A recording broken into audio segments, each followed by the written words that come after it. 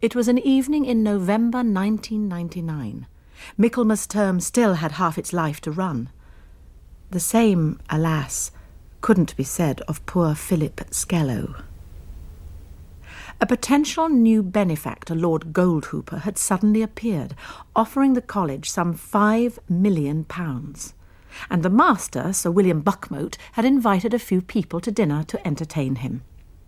As college nurse, I had no real place at the table, but Lady B had begged me to balance the predominantly male guest list. Imogen, dear, I'll be the only woman. Do please help me out. Oh yes, death was sly. Not one of us suspected the moment when, masked by the more or less idle chatter, he slid in amongst us. But what is the Wyndham Case, Master?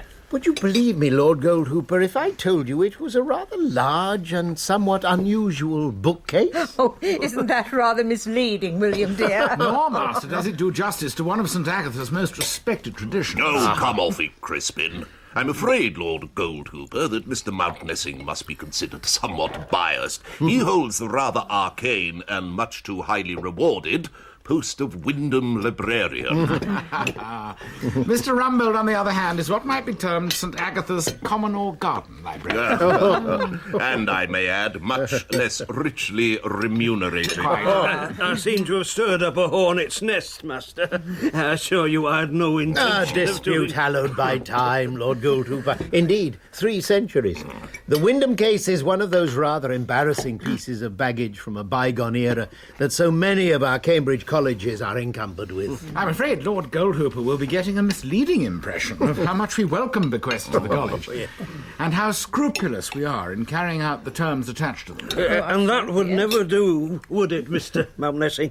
In view of the rather special conditions I'd attach to my own donation. Actually, Lord Goldhooper, I was wondering if you include medicine among the subjects you'd prescribe under the terms of your bequest. As our college nurse, Miss Quy would be considered to have a vested interest in medicine. Quy? An unusual name? Saxon, I believe, and from this part of the world. Quye's a village in East Anglia. Well, Miss Quy, I'm afraid I class theoretical medicine along with all the other soft sciences, sociology, economics, and the rest of the tommy rot that passes for academic study these days. I want my 3 chairs and 9 scholarships to advance the sort of science capable of returning precise answers to precise questions. Physics, astronomy, inorganic chemistry. In fact, Lord Goldhooper, your approach closely parallels Christopher Wyndham's.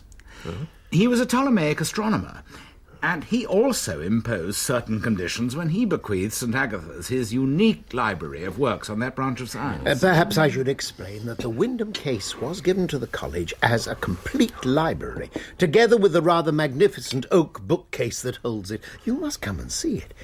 It's 2 stories high, with steps at one end, and even a little gallery.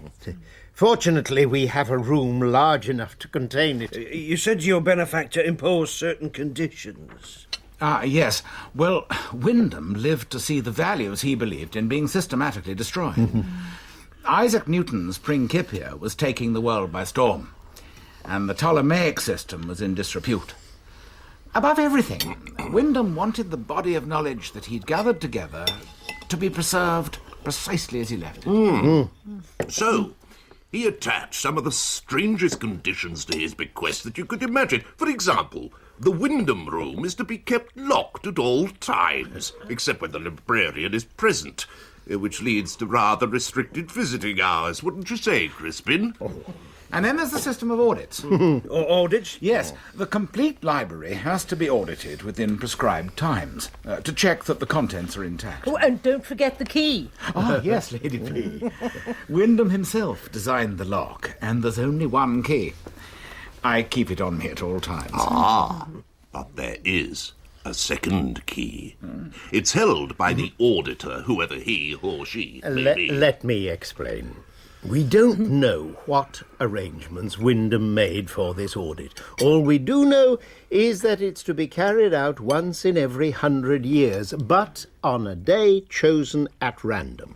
If everything is in order, the college is to have a feast, paid for out of the bequest.